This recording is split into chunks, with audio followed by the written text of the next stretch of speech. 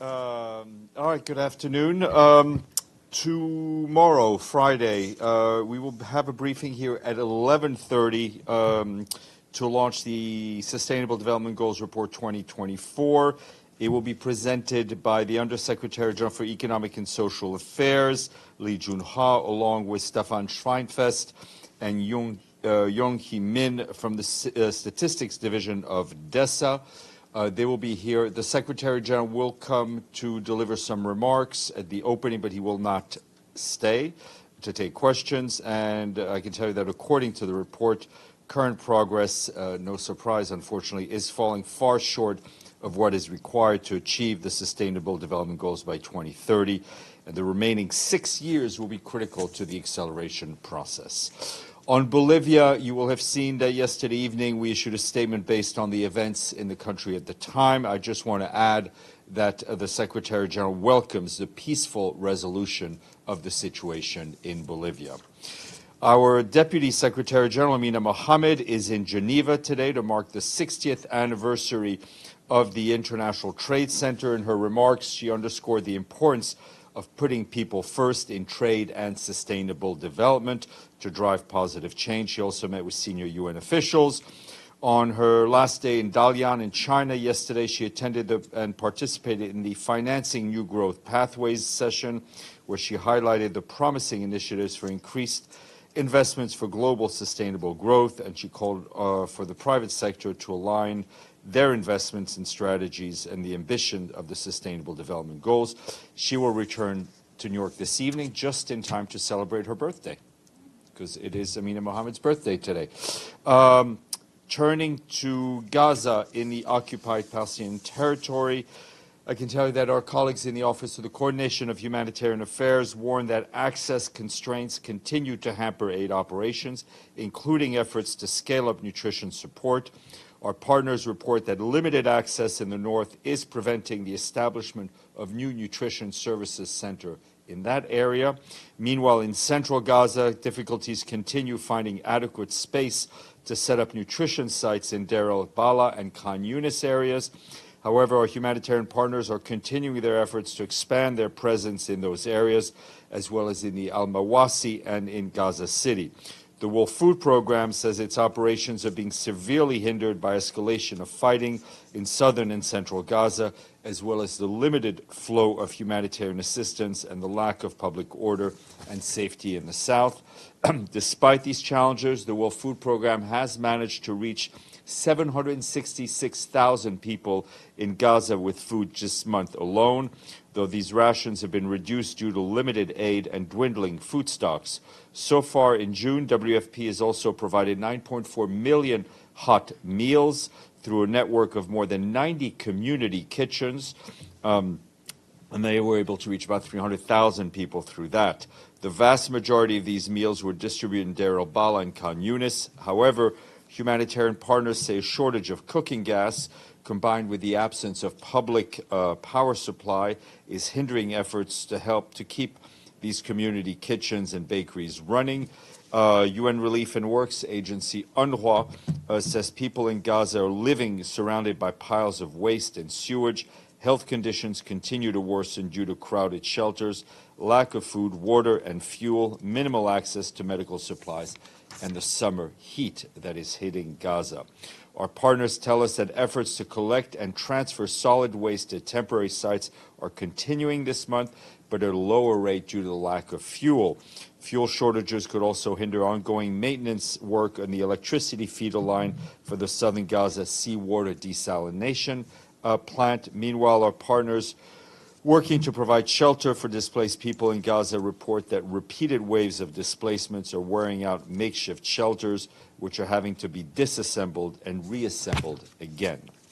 This morning, back here in the Security Council, there was a briefing on the Central African Republic UN peacekeeping mission. The members were briefed by the Secretary General's Special Representative, Valentine Rugwabiza.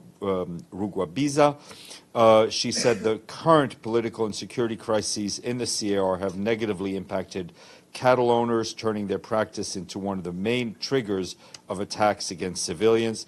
She said the last month the UN mission in the country facilitated the first high-level conference to support livestock owners, which resulted in various new measures to protect them.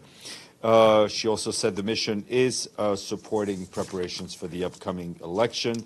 She did express her concern at the continuous misinformation and disinformation campaign against the UN mission and said this is further complicating the already challenging context, to say the least, in which the mission operates. And in South Sudan, our humanitarian colleagues are warning that the number of people facing catastrophic conditions at the highest level on the integrated food security phase, the phase 5 for their classification, in parts of Jonglei State in South Sudan is projected to almost double next month, rising to 79,000 people compared to 35,000 people at the same period last year. Overall, more than 7 million men, women, and children in the country face food insecurity. That's more than 20% compared to 2023 mid-year numbers. South Sudan is also preparing for the worst floods in 60 years. To respond to this, the humanitarian community aims to provide life-saving assistance to some 2.4 million people of the 3.3 million projected to be impacted by flooding in northern and northeastern and central parts of the country starting as early as September. And on the political front, the Deputy Special Representative of the Secretary General in South Sudan, Mr. Song, spoke today at a meeting of the reconstituted Joint Monitoring and Evaluation Commission for South Sudan. He welcomed progress on development and electoral security plan, which is essential to South Sudanese to vote safely. And some positive news coming out of West Africa. The extraordinary session of the Cameroon-Nigeria Mixed Commission reached a milestone today towards the peaceful completion of border demarcation. This took place during the 6th extraordinary session held in Yaoundé on the 26th and 27th of June. The Mixed Commission will adopt a roadmap aiming at achieving the demarcation process by the end of 2025. The Special Representative of the Secretary General for West Africa and the Sahel and the Chairman of the Cameroon-Nigeria Mixed Commission, Mr. Santos Shimao, chaired these deliberations in the presence of the heads of delegations of both countries. As you'll recall, the Commission was established in 2002 by then Secretary General Kofi Annan at the request of the leaders of Cameroon and Nigeria at the time regarding the border dispute triggered by claims of sovereignty along the Bakassi Peninsula. An example that diplomacy takes time, but this is part of the peaceful resolution of conflict. And it is good news. We issued a statement yesterday on the judgment issued by the International Criminal Court against Al-Hassan Ag Abdul Aziz Ag Mohammed Ag Mahmoud, in which the trial chamber found him guilty of crimes against humanity and war crimes against civilian population in Timbuktu in Mali. This is another significant milestone in accountability and a step forward in efforts to bring justice to the victims of crimes and reaffirms that impunity will not be tolerated. The Secretary General's thoughts are with the victims of these crimes against humanity and war crimes in Timbuktu, for which Mr. Hassan has been found guilty. And moving on to Ukraine, our humanitarian colleagues tell us that an interagency humanitarian convoy delivered aid today to frontline communities in Donetsk region, east of the country. Our humanitarian colleagues tell us that nearly 4,000 remaining people in the communities of Kurokov, Marinka, and Vulvodar are struggling to access basic services because of the ongoing fighting. Today's convoy delivered 16 tons of medical and hygiene supply, jerry cans, materials to repair damaged houses that will be distributed by some of our national partners. This is the 20th such convoy this year to frontline areas and the 6th in the Donetsk region. Our humanitarian colleagues say that on June 26th, the Donetsk region, as well as the frontline Kherson and Kharkiv regions in the south and east of Ukraine, sustained new civilian casualties, including children, as well as damages to civilian infrastructure caused by ongoing hostilities. That's according to what authorities are telling us. And moving back to this hemisphere in Haiti, our humanitarian colleagues tell us that between 22nd and 26th of June, WFP distributed more than 59,000 meals to nearly 12,000 displaced people in the greater Port-au-Prince metropolitan area. WFP has also distributed $1 million worth of cash-based transfer to over 43,000 displaced people in the capital who'd previously been receiving meals. Meanwhile, UNFPA, our population fund, sounded the alarm on the risks of women and girls that are grappling with amid the ongoing humanitarian crisis, with armed groups using sexual violence as a tactic to instill fear and seize control of entire neighborhoods. UNFPA said that although reports of rape and sexual violence are soaring, there are vast underrepresentation of the true scale of these horrific crimes. UNFPA continues to provide medicine and supplies, including for the clinical management of rape survivors, and to 12 health facilities in the capital and surrounding region. Mobile clinics are also operating at 8 displacement sites to support reproductive health, as well as hotlines for survivors of sexual assault and the provision of safe spaces. An artistic note, our very artistic colleagues at the UN offices in Vienna have collaborated with the Calle Libre, a street art festival for urban aesthetics, to create a mural of the Vienna International Center. The painting by the Australian artist Fintan McGee. I'm not good at pronouncing Australian names. I've had problems before. I'm going to get in trouble. The painting explores the human element of the United Nations and the fragility of peace, a concept in support of the SDGs and the Summit of the Future. It symbolizes 17 of the SDGs and particularly dedicated to Goal 16 on peace, justice, and strong institutions. If you are in Vienna, go see it. It's being finished today. Speaking of today, it is the day of micro, small, and medium-sized enterprises today. We are 6 years away from the 2030 deadlines to achieving the SDGs, and progress is lagging, as we've been telling you, as many countries face challenges and interconnecting challenges. The day offers an opportunity to discuss and exchange ideas on how key stakeholders, including policymakers, large companies, financial institutions, and the international community can support micro, small, and medium-sized businesses to advance the SDGs. Lastly, we have a quiz, which is good news and means we got money in the bank. This country was visited by the Secretary General on June 10th through 12th of this year for a conference on Gaza. Yes, Urdun, thank you. We thank our friends. What? I don't have a question. Okay, that's okay. You can still win. We thank our friends in Amman. We are grateful to them for paying their dues and taking out of a long drought and no-hitting streak. We're up to 116 fully paid member states. Edie. Thank you, Steph. Several humanitarian organizations and some UN agencies have been complaining, obviously, about the lack of fuel to run hospitals and electricity and other things. Can we get an update on fuel deliveries and what is coming in and what is needed? To put it bluntly, very little is coming in and a lot is needed. We have been underscoring here the fact that generators are running low. I think the Kuwaiti Field Hospital had to shut down its generator earlier this week. As always, when the fuel supplies are low, it's a matter of just stretching out what there is. So generators have to be cut for a number of hours. That impacts hospitals. It impacts desalination plants. So we keep trying to get more fuel in, but we're not getting enough, and I will try to get you some hard numbers.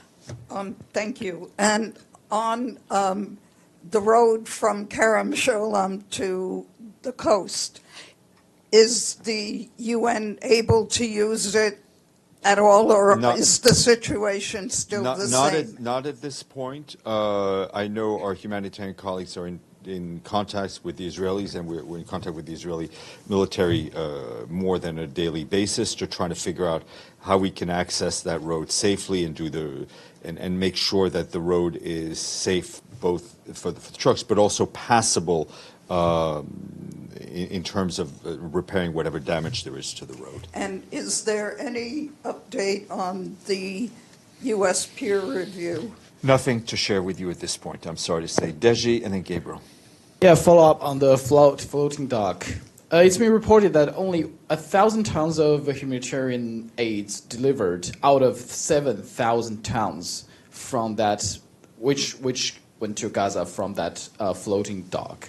I'm just wondering, for the rest of the 6,000 tons of aid, who is protecting those? Do you know that?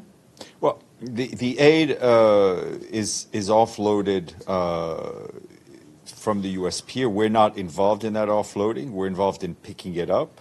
I think that's a question that you would have to ask the U.S. Because and the U.S. Israelis. said there are no boats on the ground That's on correct. the Gaza Strip. That's correct. So, which I means can't that, speak to the security of goods that we are not in control of. Okay. So next question. Tonight there is a debate. There is a U.S. presidential debate. Will the Secretary General watch that debate? And what is the most important topic for him to watch?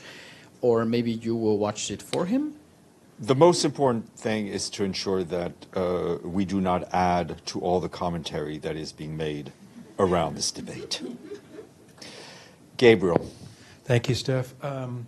We're hearing that there was a convoy of critically injured. Let me rephrase that. We're hearing that there's a convoy of people that need life-saving medical attention that was able to possibly leave Gaza today. Was the WHO, to your knowledge, involved in that? The knowledge that I have is zero on this. I hadn't heard. But I will check with our WHO colleagues if we were involved. I mean, sometimes we're involved, sometimes we're not. Sure. But we'll check with Thank you. And the Gaza Health Ministry says there are about 25,000 people that need medical attention, cancer patients and others, that have not been able to be evacuated yet. Generally, what's the Secretary General's position in terms of the UN's role in trying to get assurances that they can get out and get help? We've been, as you know, WHO and others have been involved in sort of harrowing missions, right, to get different people out, including babies out. So we again, it's like everything else that's going on in Gaza. We are, as soon as we find a breach, we try to get in. Right, we try to move the process forward and deliver humanitarian aid, but it is on a case by case basis, assessment by assessment basis. It is clear to anyone who is paying a minimum of attention to this crisis that there are in a war zone where people cannot escape. You can very well imagine that there are a huge number of people who need medical help, whether it's through chronic disease and where they needed dialysis, or whether it's from wounds sustained, from amputation. There are a lot of people who need help. Very few have been fortunate enough to be evacuated compared to what is likely a very big number. But you know, the Rafah crossing remains closed for intents and purposes. So it's a very challenging situation. Margaret Bashir, and then Madame, sorry. Thanks, Steph. I'm sorry, I was a few minutes late, so if you mentioned it at the top, I apologize. Any update on the UN staff who've been detained in Yemen? No, nothing to share with you. Has the UN had any access to them? Have you visited them? I'm not aware that we've been able to have physical access to them, and obviously their condition remains of deep concern to us. Would you, in this sort of situation, ask the ICRC to visit? I think anyone who can help, we would love to help, but I will check. My understanding is that we've not had any access. Gabriel, to your answer, I'm told that WHO with the support of our colleagues at OCHA, today did evacuate nearly 24 patients to receive care outside of Gaza. This was the first medical evacuation of critically ill patients in Gaza since the 7th of May. Thank you. Madame. Thank you, Steph. Within the last 72 hours, you've probably also seen that a Palestinian was shot, beaten, and tied to an Israeli army jeep in the West Bank. An Israeli military dog attacked an elderly woman inside her home in Gaza. And today we saw in the news that a little baby whose house was bombed died a very painful death due to his burns, and he was not able to leave Gaza or get the necessary medical care. So these are just some of the incidents. And while we mostly talk about the bombardment, it seems that the violations of international humanitarian law are also continuing against Palestinian civilians. So are you following these incidents, and what is your reaction? We are, and we're horrified at every violation. I think the video of the man, the Palestinian man strapped on top of the military jeep was truly horrific. And there needs to be accountability for that behavior. And I think that the other case of the baby is just one example of tragically many people, young, old, any age, who continue to suffer and who continue to die in this conflict until we find the parties agree to halt this conflict. Edie. Is it possible to get an update on the possible dates of deployment of the other countries that have pledged police to the Haiti operation? The UN has been following.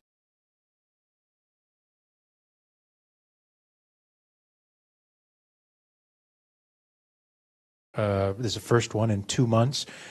How would you characterize how the Secretary General makes that? I think we're running out of words to describe this horrific situation where people continue to suffer, people continue to die, and you know we follow things like you do. We know there is President Biden put forward a plan, pretty simple plan, and it is we really would like to see the parties agree to that plan, so we can move on with the humanitarian operation, so the hostages can be released and some relief can arrive. Margaret. Sorry, one more again. Hopefully you didn't get it already.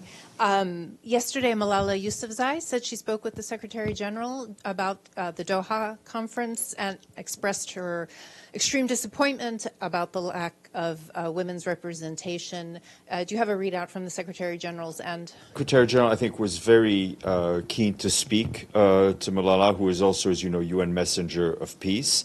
I think to lay out very clearly what this meeting is, what this meeting isn't. It is not. It is not a meeting about moving forward with recognition or legitimization of the rule of the de facto authorities. Laying out to her what Rosemary DiCarlo and others have very clearly explained, that women's groups, human rights groups will be meeting with all the Afghan envoys. This is not it is not meant to be an intra-Afghan dialogue. The Secretary General has an immense respect for Malala Yousafzai, what she's done, what she represents,